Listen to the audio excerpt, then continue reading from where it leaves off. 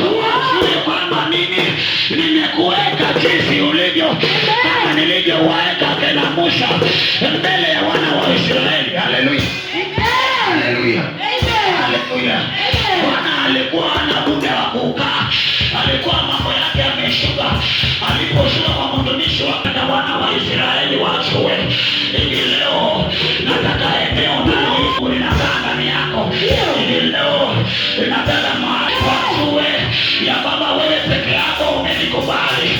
Akamwambia Yoshua, wa baba yao yule niliyemtawaza Musa, hata leo ninakutawala. Ninatamani watu wajue, unajua saa ingine unaweza ukakaa ndani ya miujiza na watu wakaanza kuwa na maswali, wajini imetoka wapi?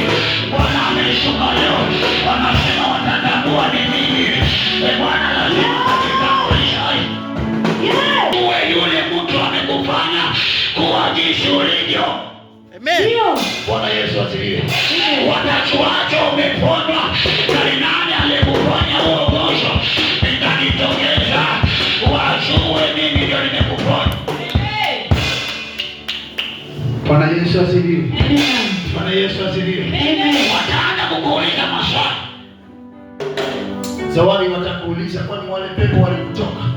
Wengine watakuuliza siku hizi hauna wazimu? Siku hizi hauoti tena. Sababu gani? Bwana mwenyewe akamwambia Yoshua, hivi leo nitajitaka, nitajitukuza, nitakutawaza, nitatembea na wana wa Israeli wajue ya kwamba ni mimi niliyekusimamisha. Ndio.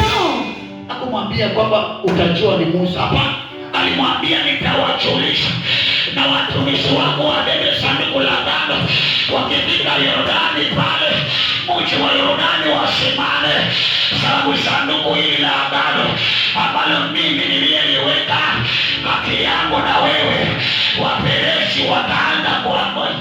Ndio.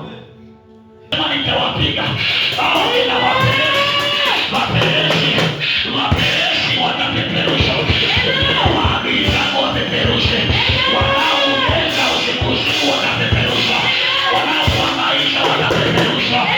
Akamwambia Yoshua, nitawapiga hiyo mji wa Yordani, lazima mtaumiliki, kwa sababu nitaondoa kila kikwazo ambacho iko mbele yako. Ni lazima ukapigane. Unaye mtu atapigana na wewe asubuhi leo. Ni lazima ukapigane. Mtu atapigana na wao asubuhi.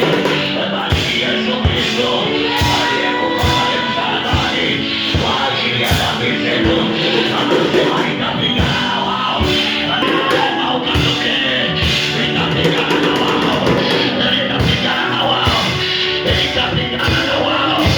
Yoshua, Bwana akamwambia, leo nitaanza kukutawaza, ninakutangazia kwanza, nitabariki watu kwenu.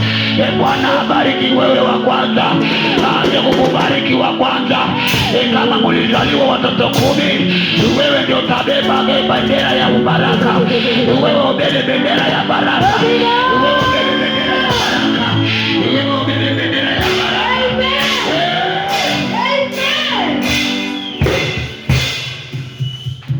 Bwana anasema kwa mara ya kwanza nitakutawaza. Mapema nitakutawaza. Kabla wengine waamuke, kabla watu wengi wafike, nitakutawaza mimi. Bwana anasema nitakutawaza mimi. Mapema nitakutawaza.